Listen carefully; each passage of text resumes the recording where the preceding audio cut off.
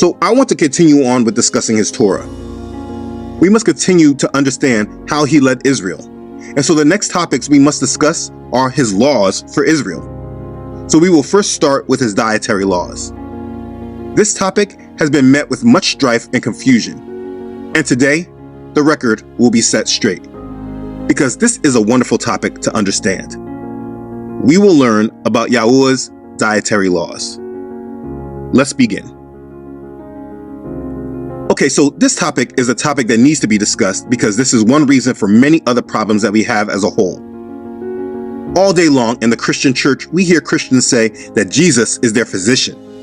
But also as Christians, which is supposed to mean followers of Christ, they choose not to follow his ways or his examples. And like many other topics, with this topic there are misuses of scripture and then rebellion against the Torah. All these things we must not accept. One thing that most people in Christianity do is they disregard Yahuwah's dietary laws. This is especially done in America.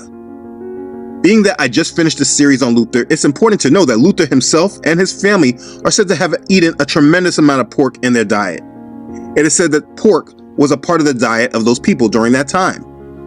The Gentiles in Europe ate pork and many other unclean foods. And as they claimed to be followers of Christ, they rejected these rules that Yahuwah had for his children about the foods they were supposed to eat.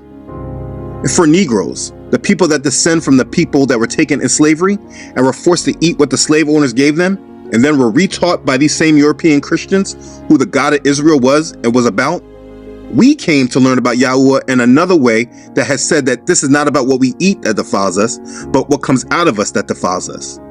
And that scripture is true, of course, but it is also not in context of the dietary laws. We're going to get there, so let's not jump.